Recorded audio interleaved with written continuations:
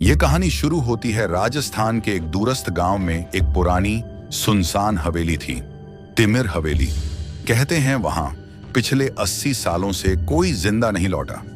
गांव वाले उस रास्ते से भी गुजरने से डरते थे, पर सच्चाई क्या थी ये कोई नहीं जानता था। दिल्ली यूनिवर्सिटी में पढ़ने वाला रवि पुरानी जगहों की रिसर्च करता था।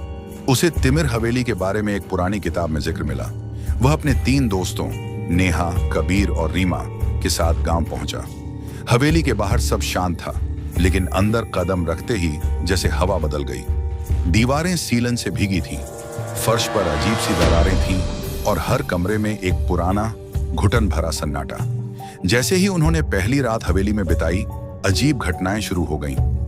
नेहा ने देखा एक परछाई उसे घूर रही है। रीमा के बाल अपने आप खुल गए जैसे किसी ने खींचा हो। कबीर को सपने में एक औरत दिखी, सफेद साड़ी में, सिर झुका हुआ और पैरों से खून बहता हुआ। अगली सुबह रवि को तहखाने में एक पुराना खत मिला जिसमें एक डायरी थी। यह डायरी 1947 की थी और उसमें हवेली की मालकिन रत्ना देवी की कहानी लिखी थी। रत्ना देवी को हवेली के नौकरों ने जिंदा दीवार में चिनवा दिया था, क्योंकि उन्होंने हवेली का खजाना बांटने से मना किया था।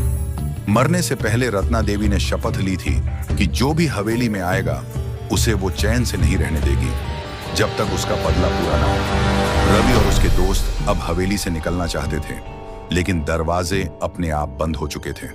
रात होते ही हवेली की दीवारों से चीखें आने लगीं। रीमा को किसी ने तहखाने में खींच लिया। कबीर पागलों की तरह जमीन पर कुछ खोदने लगा, जैसे किसी ने उसका शरीर कब्जे में ले लिया हो। नेहा की आंखों से खून बह रहा था। रवि ने समझा कि रत्ना देवी की आत्मा तब तक शांत नहीं होगी जब तक उसे इंसाफ न मिले। उसने पुरानी दीवार को तोड़ा जहां रत्ना देवी को मारा गया था। वहां एक कंकाल मिला, हाथ में एक ताबीज पकड़ा हुआ। रवि ने ताबीज को पूजा के स्थान पर रखा और प्रार्थना की। हवेली कांप उठी जैसे कोई तूफान आया हो। तभी रत्ना देवी की आत्मा प्रकट हुई।